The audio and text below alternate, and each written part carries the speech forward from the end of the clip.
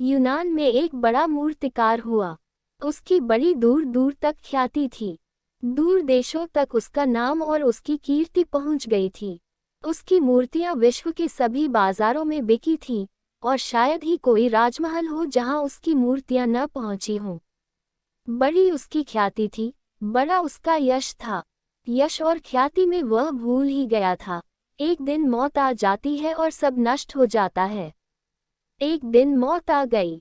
मैंने कहा, कहानी है, सच्ची तो नहीं होती, लेकिन कभी कभी कहानियां ऐसे सत्य कह देती हैं जो जीवन में भी उपलब्ध नहीं होती। उसकी मौत आ गई। बड़ा कलाकार था और बड़ा मूर्तिकार था। आते हुए बुढ़ापे और मृत्यु को देखकर उसने सोचा, मैं बचने का कोई उपाय करूं। मौत से किस भांति बचूं? एक सीधी सी बात जो उसे सूझ गई वह ये थी। उसने अपनी ही 11 मूर्तियां बना ली और जिस दिन मौत उसके द्वार पर आई, वह उन 11 मूर्तियों में छिपकर खड़ा हो गया। उसकी कुशलता इतनी अद्भुत थी कि यह तय करना मुश्किल था कि कौन मूर्ति है और कौन मूर्त। असली आदमी कौन है उन 12 मूर्तियों में, खोजना कठिन था। मौत भीतर आई। मौत घबरा गई। जिसको लेने आई थी, वैसे 12 लोग वहां मौजूद थे। वह मूर्तिकार भी श्वास बंद कर मूर्तियों के बीच मूर्ति बनकर खड़ा हो गया। पहचानना कठिन था, कौन असली है। एक को ले जाना था, 12 को तो ले जाया नहीं जा सकता था। भूल करना उचित न था। मौत वापस लौट गई, और उसने जाकर परमात्मा को पूछा कि वहां तो 12 लोग एक जैसे मौजूद हैं। मैं किसको लाऊं, और जो असली है उसका पता कैसे लगे? परमात्मा ने मौत के कान में कुछ कहा जाकर इस सूत्र को बोल देना, जो असली है वह बाहर निकल आएगा। मौत वापस लौटी। उस मूर्तिकार के भवन में मूर्तिकार छिपा था अपनी मूर्तियों में। मौत भीतर गई। उसने एक एक मूर्ति को गौर से देखा, फिर अचानक वह बोली, और तो सब ठीक है, एक थोड़ी सी भूल रह गई। और जैसे ही उसने ये कहा, और तो सब ठीक है, थोड़ी सी भूल रह गई, वह मूर्तिकार बोला, कौन सी भूल? उस मृत्यु ने कहा, यही कि तुम अपने को नहीं भूल सकते हो, और नहीं भूल सकते हो कि तुमने इन मूर्तियों को बनाया। तुम हो, इस बात को तुम नहीं भूल सकते हो। बाहर आ जाओ। तुम पकड़ लिए गए, मौत ने तुम्हें चुन लिया है। मूर्तियां बनाई थी उस चित्रकार ने, लेकिन एक बात वह नहीं भूल सकता था कि मैंने बनाई, मैं हूँ। और उस मृत्यु से रास्ते में उसने पूछा कि अगर मैं ये भूल जाता कि मैं हूँ तो क्या होता?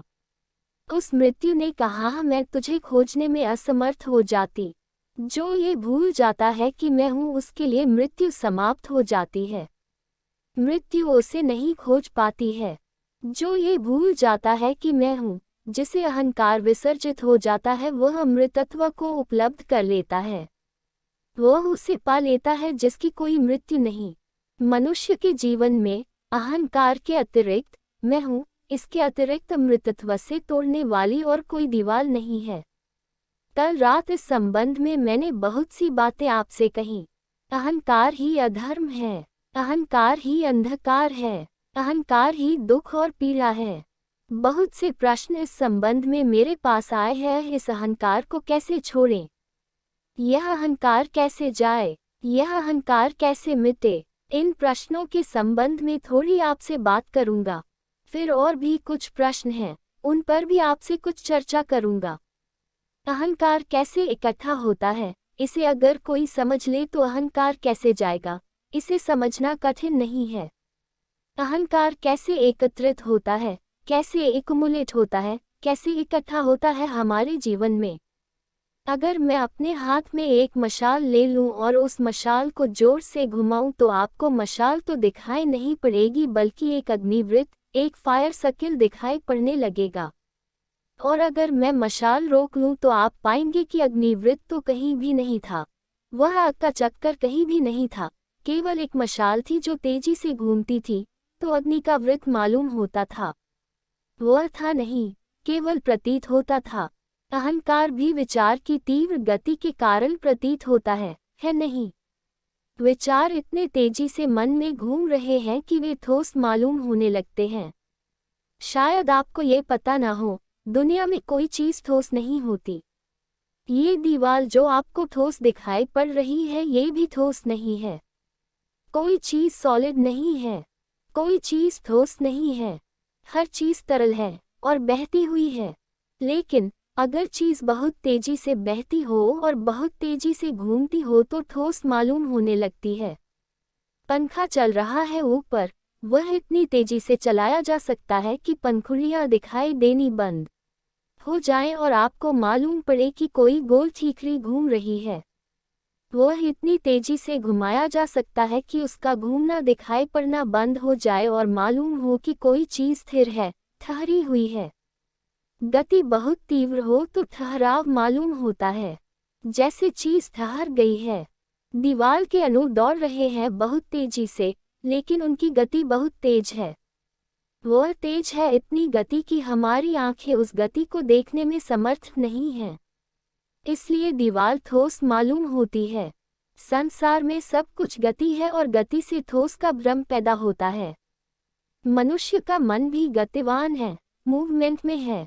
तेजी से विचार घूम रहे हैं। विचार की इतनी तीव्र गति है, इसलिए यह मालूम होता है कि कोई ठोस चीज है। विचार की तीव्र गति से लगता है कि मैं हूँ। अगर विचार शांत हो जाएं, या विचार की गति ठहर जाए या विचार की गति शिथिल हो जाए तो आपको दिखाई पड़ेगा, विचार का संग्रह दिखाई पड़ता था कि मैं हूँ। विचार अगर विलीन हो जाए तो ज्ञात होगा, मैं नहीं हूँ। तब कौन है? जब मैं नहीं हूँ, तभी परमात्मा हूँ। जब मैं नहीं हूँ, तब जो अनुभव होता है, विराट का, विस्तार का, वही ब्रह्म है, वही आत्मा है, वही सत्य है। कैसे यह विचार की गति क्षीण हो जाए, कैसे ये विचार शांत हो जाएं, इस संबंध में भी प्रश्न है। कैसे रुक जाए विचार? विचार के रुक जाने की दो अवस्थाएं हैं। या तो मूर्छा में विचार रुकता है, या पूर्ण चेतना में विचार रुकता है। या तो आदमी मूर्छित और बेहोश हो जाए तो विचार रुक जाता है, गहरी सुषुप्ति में, गहरी निंद्रा में रुक जाता है, और या फिर मनुष्य परिपूर्ण चेतन हो जाए, पूरी तरह कॉन्शियस हो जाए तो विचार रुक जाता है। इसलिए दो उपाय हैं विचार को रोकने के। एक उपाय है मूर्छित हो जाएं, बेहोश हो जाएं। लेकिन बेहोश होने में विचार तो रुक जाता है, लेकिन विचार के रुकने का जिसे अनुभव होता है वह भी बेहोश हो जाता है, इसलिए कोई अनुभव नहीं हो पाता है। हम रोज गहरी नींद में चले जाते हैं लेकिन परमात्मा को अनुभव नहीं कर पाते। हम रोज गहरी नींद में सो जाते हैं, वहाँ कोई विचार नहीं होता, परमात्मा अनुभव नहीं होता। इसलिए कोई व्यक्ति अगर नशा करके बेहोश हो जाए तो भी विचार रुक जाएंगे।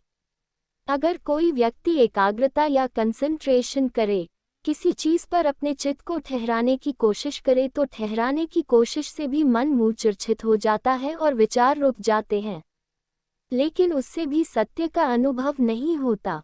मूर्छा से विचार रुक जाएंगे, लेकिन सत्य का अनुभव नहीं होगा, क्योंकि जिसे अनुभव हो सकता है वह मूर्छित हो जाएगा। एक और रास्ता है, वह है अपने भीतर परिपूर्ण चेतना को जगाने का, अपने भीतर पूर्ण होश को जगाने का। पूर्ण होश में भी विचार विलीन हो जाते हैं, वैसे ही जैसे सुबह उसके कण जमे रहते हैं पत्तों पर, पौधों पर, पत्थरों पर। सूरज के निकलते ही इवोपरेट होने लगते हैं, उड़ने लगते हैं, हवा हो जाते हैं, विलीन हो जाते हैं। जैसे ही व्यक्ति की चेतना पूरी जागती है, विचार विलीन होने लगते हैं, शांत और शून्य होने लगते हैं। कैसे हमारे भीतर सोए हुए प्राण सजग हो जाएं। लेकिन इसके पहले कि इस संबंध में मैं कुछ कहूँ, ये जान लेना जरूरी है कि हमारे प्राण करीब करीब सोए हुए हैं।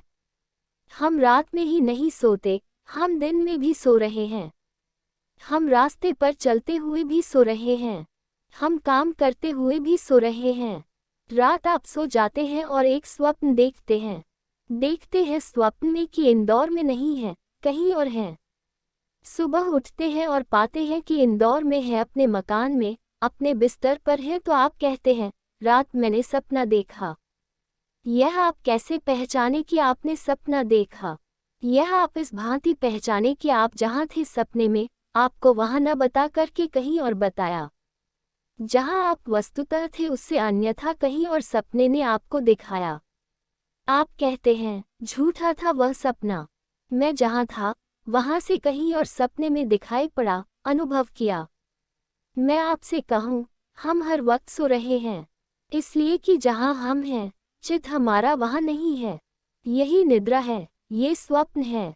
अभी यहाँ हम बैठे हैं, मैं आपसे बात कर रहा हूँ।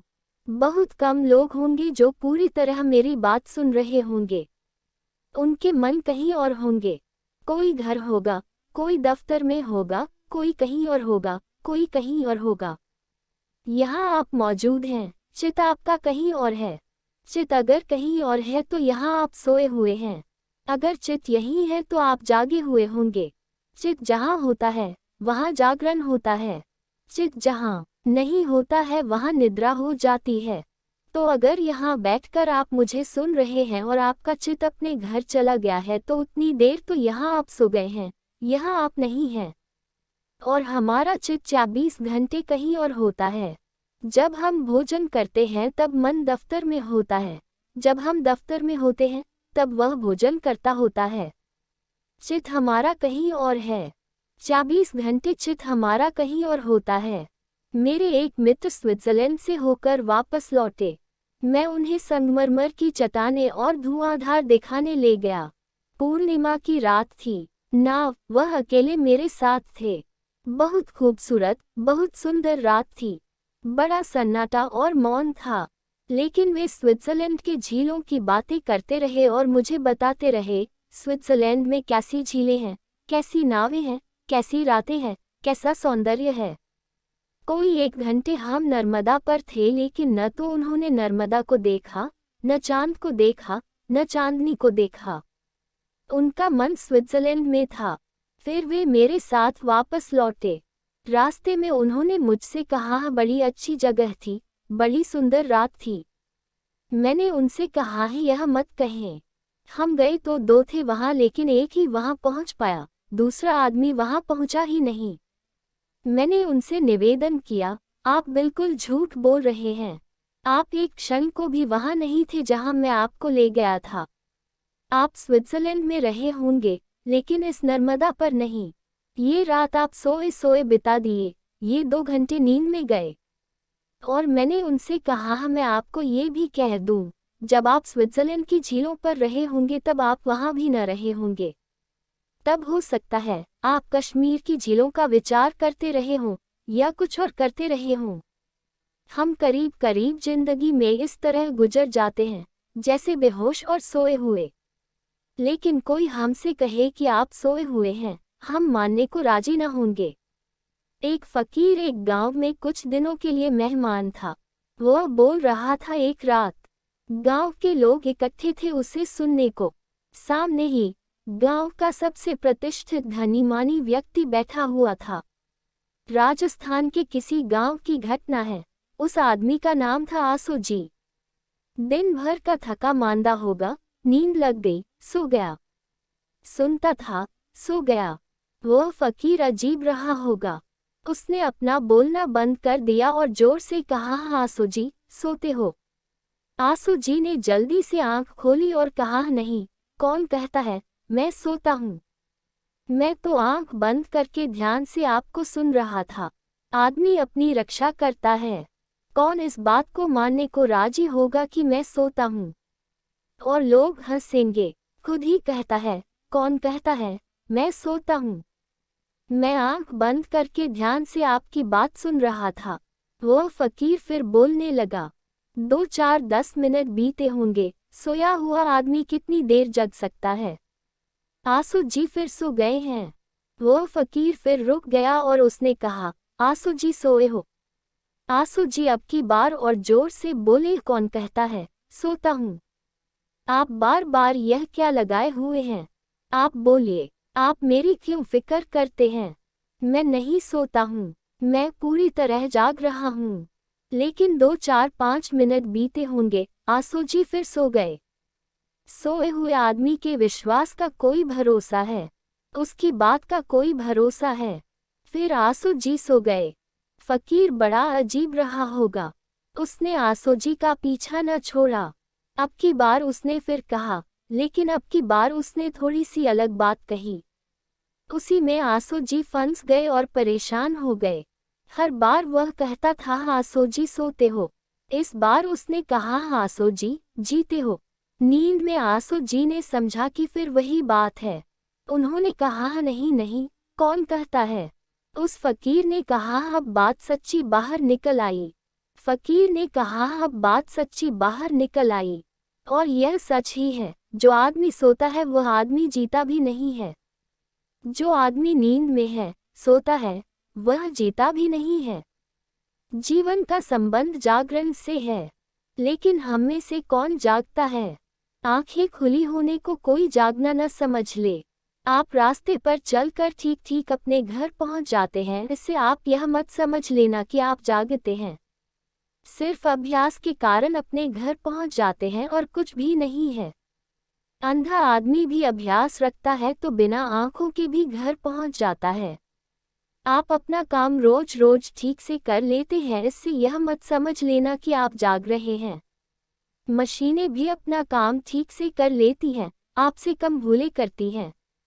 जीवन यंत्र की भांति हो जाता है, आप सोए रहते हैं और काम चलता चला जाता है।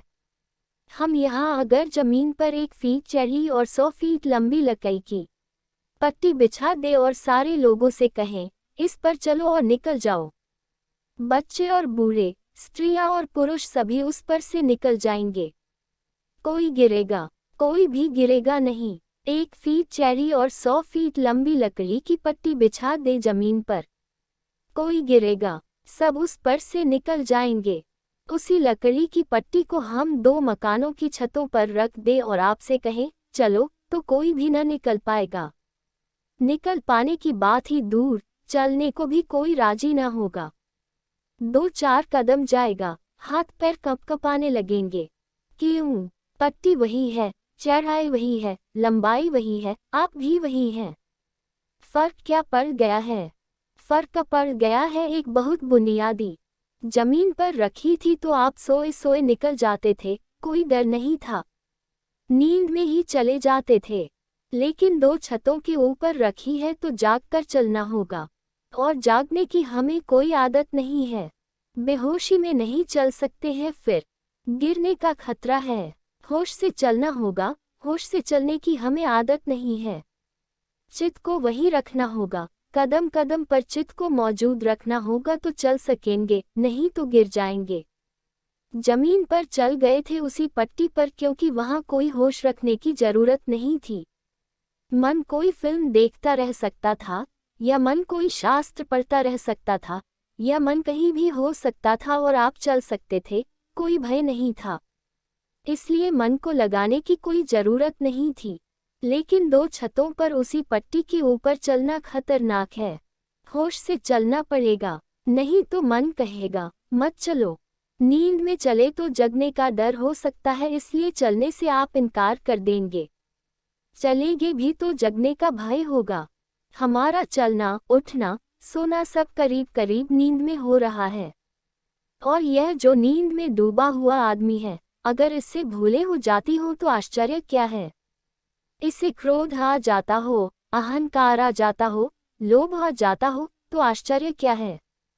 और यही आदमी अगर पूजा करे, प्रार्थना करे, तो आप समझते हैं सोए हुए आदमी की पूजा और प्रार्थना का कोई अर्थ हो सकता है? कोई भी अर्थ नहीं हो सकता। ये दान करे, सेवा करे, इसके दान और सेवा का कोई अर्थ हो सकता है? कोई अर्थ नहीं हो सकता, बल्कि खतरे हो सकते हैं। सोया हुआ आदमी जो कुछ भी करेगा उससे खतरे होंगे। बेहोश आदमी जो कुछ भी करेगा उससे खतरे होंगे। वह खुद बेहोश है, उसे पता नहीं है वह क्या कर रहा है। जब आप क्रोध करते हैं तब आपको पता होता है कि क्या कर रहे हैं। जब आप किसी के प्रेम में डूब जाते हैं तब आपको पता होता है आप क्या कर रहे हैं। नहीं, आपको कुछ भी पता नहीं होता है। आप करीब करीब बेहोश कुछ करते हैं। 24 घंटे हम बेहोशी की कम ज्यादा मात्रा में जीते हैं। ये बेहोशी इतनी गहरी है कि करीब करीब जीवन इसमें गुजर जाता है। हमें पता भी नहीं चलता जीवन कब आया, कब गुजर गया। मौत करीब आती है तभी शायद ख्याल आता है कि जीवन गुजर गया। मैंने तो एक आदमी के संबंध में सुना है कि जब वह मर गया तब उसको पता चला कि मैं जीवित भी था।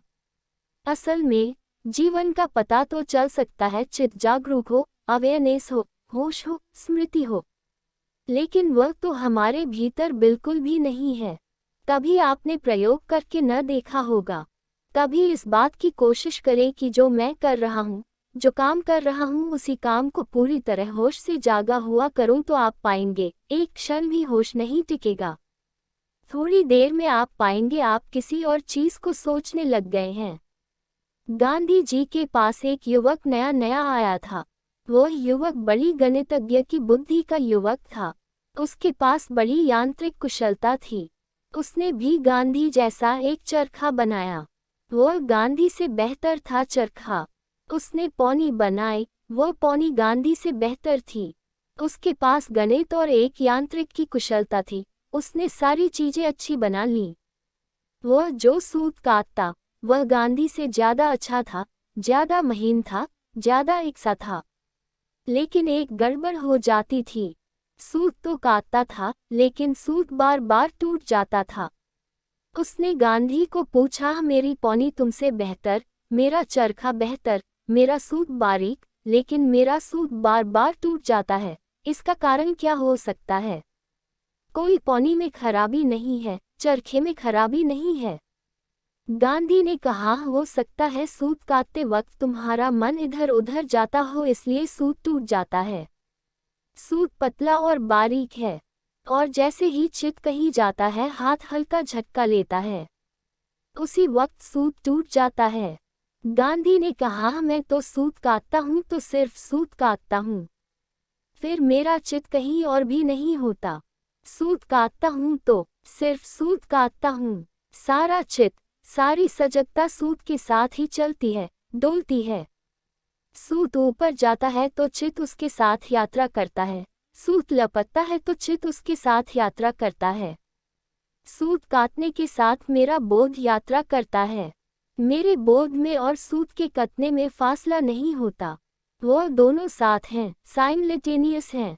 शायद इसीलिए गांधी कह सके कि सूत काटना मेरा ध्यान है। तब तो बुहारी लगाना ध्यान हो सकता है, घर में रोटी बनाना भी ध्यान हो सकता है, कपड़े पहनना और भोजन करना भी ध्यान हो सकता है, और हो जाना चाहिए। क्योंकि जिसका ध्यान आधा घड़ी को एक कोने में बंद करके होता होगा उसका ध्यान झूठा होगा। क्योंकि 23.5 घंटे जो ध्यान में नहीं है वह आधा घंटे ध्यान में हो ही नहीं सकता। 23.5 घंटे वह सोया हुआ है, वह आधा घंटे जाग नहीं सकता।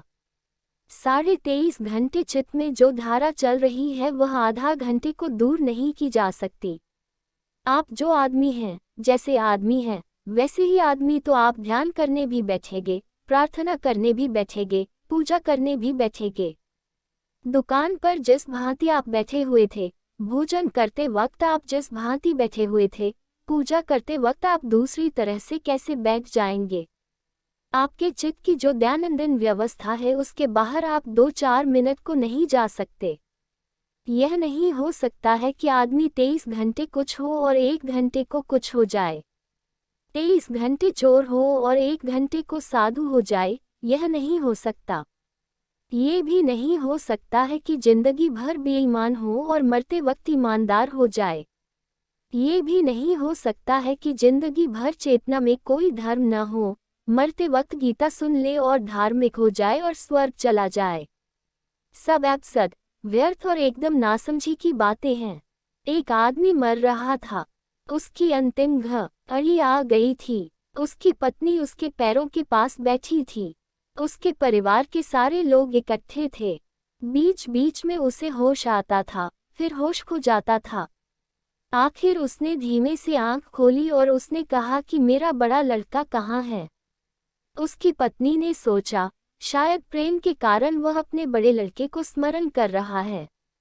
उसने अपने पति को कहा, आप घबराएं नहीं, आप मन में कोई चिंता न लाएं, आपका बड़ा लड़का आपके पास ही बैठा हुआ है, आपके बगल में ही बैठा हुआ है। उसने कहा, मेरा छोटा लड़का कहाँ है? वह भी आपके पास बैठा हुआ है। पत्नी सोची, कितने प्रेम से उसका पति बच्चों को स्मरण कर रहा है, सबको बुला रहा है। उसकी आंखों में आंसू आ गए। उसने कहा, मेरा तीसरा लड़का कहाँ है? चौथा, पांचवा, वे सब वहीं मौजूद थे। वो एकदम से उठकर बैठ गया और उसने कहा, इसका क्या मतलब है? दुकान पर कौन बैठा हुआ है? वह जो जीवन भर दुकान पर रहा था, मरते वक्त आप सोच सकते हैं कि कहीं और हो सकता है। आपकी पत्नी यही सोचती थी कि वह प्रेम के वश याद कर रहा है। वह तो पता लगा रहा था कि दुकान पर कोई बैठा है या नहीं बैठा है। पंडित उसको गीता सुना रहा था। वह पंडित पागल रहा होगा जो गीता सुना रहा था। और गीता का क्या अर्थ है इसे? इसका चित्त तो दुकान पर था 24 घंटे। जीवन भर जहाँ रहा है वही रहेगा। यह कोई ऐसी आसान बात नहीं है कि आप थोड़ी देर को उसे अलग कर लेंगे। तो ध्यान किसी कोने में बैठकर करने की बात नहीं है और न किसी मंदिर में बैठकर करने की बात है। ध्यान तो पूरे जीवन में जागरण की बात है। कोई खंड हिस्से में ध्यान को उपलब्ध नहीं हो सकता है। ध्यान तो अखंड प्रक्रिया है। जो 24 घंटे होश को साधने की कोशिश करेगा उसे उपलब्ध होता है और किसी को उपलब्ध नहीं होता है। तो क्या करेंगे? करना होगा। जीवन में 24 घंटे क्रियाएं हो रही हैं। उठ रहे हैं, बैठ रहे हैं, खा रहे हैं। सारे जीवन का श्रम है। बोल रहे हैं, सुन रहे हैं। जो भी क्रिया हो रही हो, उस क्रिया के साथ चित्त की पूरी सजगता और मेल और हार्मनी होनी चाहिए। जो भी कर रहे हो उसके साथ चित्त पूरा का पूरा मौजूद होना चाहिए, प्रेजेंस होनी चाहिए। वहाँ अनुपस्थिति नहीं होनी चाहिए, वहाँ उपस्थिति होनी चाहिए चित्त की। तो जिस क्रिया में चित्त उपस्थित है, उस क्रिया को मैं धार्मिक क्रिया कहता हूँ। जिस क्रिया में चित्त अनुपस्थित है, उस क्रिया को मैं अधार्मिक क्रिया कहता हूँ। चाहे आप मंदिर में पूजा कर रहे हो, वह क्रिया अधार्मिक होगी। और अगर चित्त उपस्थित है तो चाहे आप घर में बुहारी लगा रहे हो, वह क्रिया धार्मिक हो जाएगी। क्यों हो जाएगी धार्मिक? वह इसलिए धार्मिक हो जाएगी कि चित्त का जागरण है, परमात्मा तक ले जाने का द्वार, मार्ग और सेतु है, वही ब्रिज है। जितना चित्त जागेगा उतना ही ज्यादा भीतर प्रवेश होगा। जितना चित्त जागेगा उतना ही विचार विसर्जित हो जाएंगे। कभी करके देखें, किसी क्रिया के प्रति पूरी तरह जाग कर देखें। जैसे आप जागेंगे, एक क्षण को भी जागरण होगा तो आप पाएंगे उस वक्त विचार नहीं है। अगर एक आदमी एकदम से आ जाए और आपकी छाती पर छुरा रख दे तो आपको पता है क्या होगा? आप एक क्षण को पाएंगे, कोई विचार नहीं है। क्यों? अब कोई छाती पर एकदम से छुरा रख दे तो एकदम आपकी नींद टूट जाती है उस भय में। छुरे के प्रति आप एकदम से जाग जाते हैं, सोए हुए नहीं रह जाते। बस जागे कि आपके विचार गए। जापान में एक राजकुमार को उसके पिता ने एक सन्यासी के पास भेजा ध्यान सीखने के लिए।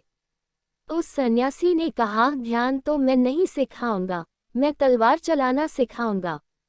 वह युवक बोला, लेकिन मेरे पिता ने ध्यान सीखने भेजा हुआ है। उस सन्यासी ने कहा, मैंने तो अब तक जिन्हें भी ध्यान सिखाया है, तलवार चलाने के द्वारा ही सिखाया है। खैर, वह युवक राजी हुआ कि मैं सीखूंगा। उस सन्यासी ने कहा कि देखो, घर के सारे काम करने पड़ेंगे, बुहारी लगाने से लेकर रात में बिस्तर लगाने तक। और कभी मुझसे यह मत कहना कि अब सिखाना शुरू करिए, जब मेरी मर्जी होगी मैं सिखाना शुरू कर दूंगा। वह राजकुमार बेचारा काम में लग गया उस आश्रम में। 2-4 दिन बाद ही उसे परेशानी शुरू हुई। वह साधु या तो पागल या न मालूम क्या था। जब वह युवक बुहारी लगा रहा होता तब वह पीछे से आकर लकड़ी की तलवार से उस पर हमला कर देता। उस युवक ने कहा, यह आप क्या कर रहे हैं? यह कोई सिखाने की तरकीब है? मैं काम कर रहा हूँ, आप पीछे से हमला कर देते हैं। उस साधु ने कहा, मेरे रास्ते अपने ही ध्यान के हैं। तुम तो काम करने की कह रहे हो, अभी वक्त आएगा, तुम सो रहे होगे और मैं हमला कर दूंगा। सजग रहना, होश से रहना। रोज ये होने लगा। युवक रोटी बना रहा है और साधु पीछे से हमला कर देता है। 24 घंटे में कई दफे अनजाने हमले होने लगे। उस युवक के भीतर कोई चीज चेतन होने लगी, सजग रहने लगी। कब हमला हो सकता है? कभी भी हमला हो सकता है। वह 24 घंटे होशपूर्वक जीने लगा। बुहारी लगा रहा है तो भी उसके चित्त में एक होश बना हुआ है कि कहीं हमला न हो जाए। 3 महीने बीतते बीतते फकीर हमला करता और वह युवक एकदम से सचेत होकर सजग हो जाता, रक्षा कर लेता। पीछे से हमला होता और वह हाथ उठा देता। रात नींद में हमला कर देता तो जैसे ही वह हमला कर देता, एकदम से वह सचेत होकर बैठ जाता। कोई 6 महीने बीतते बीतते फकीर के हमले व्यर्थ होने लगे। पीछे से किए गए हमले को ये युवक हाथ से रोक लेता। साल बीतते बीतते इतनी सजगता उसके भीतर खड़ी हो गई कि फकीर के पैर की आवाज भी वह पहचान लेता कि फकीर कमरे के भीतर आ गया है। पैर की धीमी आवाज भी। एक दिन उसके मन में हुआ कि यह बूढ़ा मुझे इतना परेशान किए दे रहा है। बूढ़ा बैठकर सुबह सुबह एक दिन किताब पढ़ रहा था। उसने सोचा, मैं भी तो एक दिन इस पर हमला करके देखूं। वह युवक दूर बगिया में बैठा हुआ ये सोच रहा था कि मैं भी हमला करके देखूं। वह बूढ़ा किताब पढ़ रहा था।